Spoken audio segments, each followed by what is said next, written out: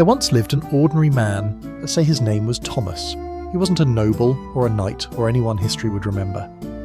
Thomas was a peasant, just one among millions across medieval Europe. His life was simple, hard, and completely tied to the land. If you really want to understand the Middle Ages, not the kings or the castles, but the world of most people, you have to step into the life of someone like Thomas. A peasant's day typically began long before the sun rose. There were no alarms, no clocks.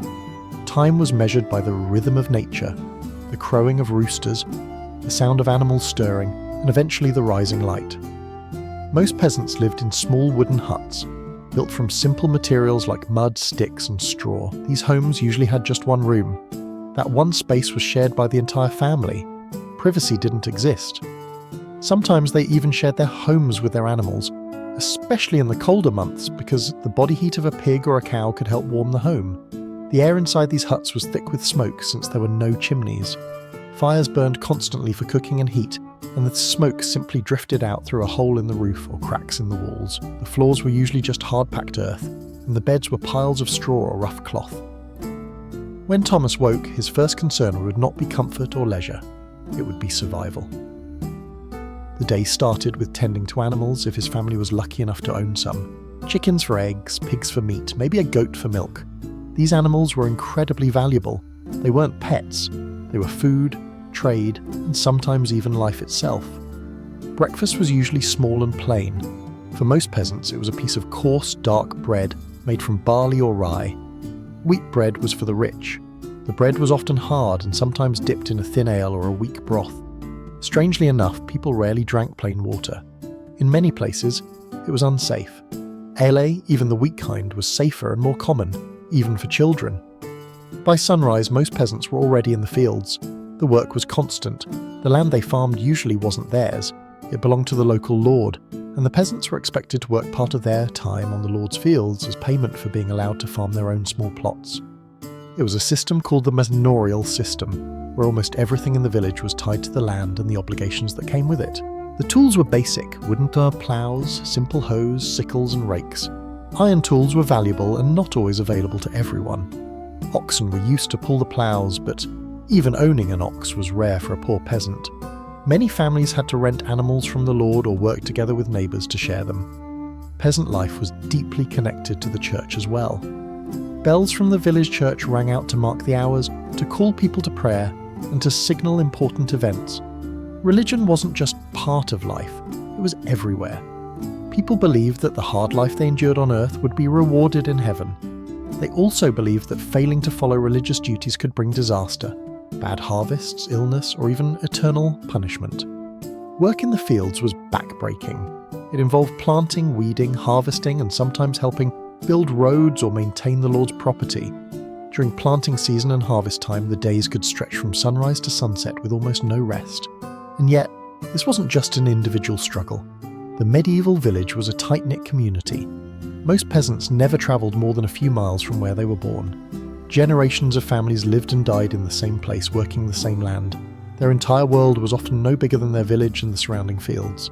By midday, after hours of work, peasants might take a short break to eat a simple meal. Again, usually bread, maybe some vegetable stew or porridge if they had it. Meat was rare, often saved for special days or festivals. The idea of 3 large meals a day didn't exist for most peasants. Food was eaten when it was available, and hunger was a familiar feeling. Life was not glamorous. It was repetitive, hard, and sometimes brutally unfair, but this was the life of the majority of people in medieval Europe. Not the kings, not the knights, just the ordinary people who quietly built the world we now look back on with curiosity. After a brief midday meal, usually eaten in the fields or near the worksite, the peasant's day continued without much rest. In medieval times, most peasants worked 6 days a week, with only Sundays and religious holidays offering some relief. But even on days of rest, the responsibilities at home didn't disappear. A peasant's afternoon was filled with the same back-breaking labour that defined the morning. In many villages, peasants were required to spend part of their time working on the lord's domain, the land directly owned by the noble. Whatever they grew there was not for their own families, it belonged to the lord. On other days, they worked on their own small plots, trying to grow enough to feed themselves and save some grain for the harsh winter months. Taxes and dues were an inescapable part of life. The local lord demanded a portion of everything: grain, eggs, livestock.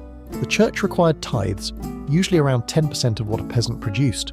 And when the king waged war, peasants often faced additional taxes to fund the armies, even though most of them would never leave their villages or see a battlefield. The tools and techniques they used were basic. Crop rotation was common in some areas, but farming knowledge was limited. There was no modern fertilizer, no advanced equipment.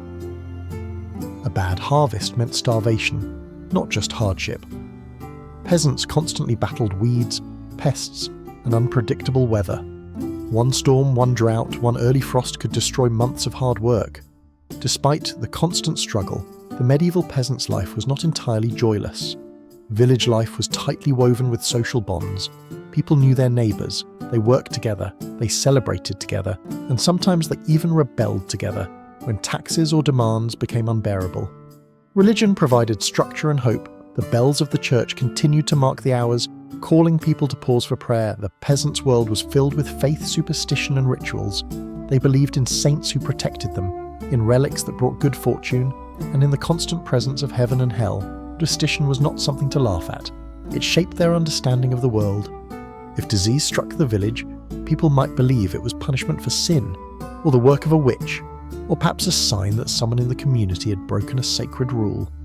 Illness and death were often explained through the lens of divine judgment or dark forces. As the sun began to set, the peasants would return home. The evening meal was usually the largest of the day, but still it was simple. Thick vegetable stews called pottage were common.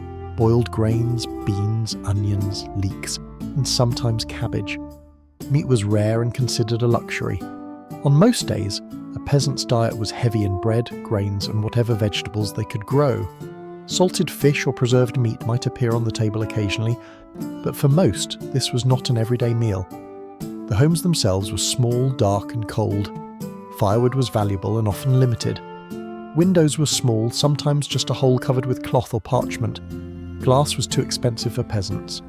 In the evenings, after eating, peasants often worked on small tasks, repairing tools, mending clothing, spinning wool, or preparing for the next day. Children were expected to help from a young age. They worked alongside their parents, learning by doing. Storytelling was a cherished part of village life. Sitting by the hearth, families would pass the time with tales of saints, monsters, heroes, and faraway places.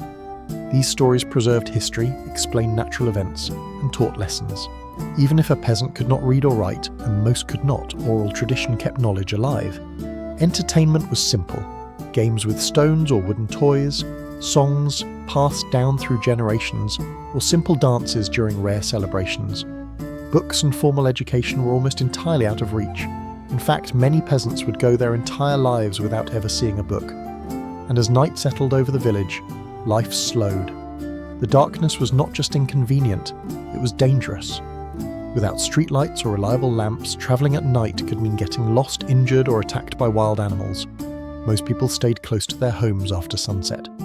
Peasants would lay down to sleep early, often in the same clothes they had worked in all day. Beds were basic, just piles of straw, or if a family was lucky, a wooden frame with some blankets or animal skins.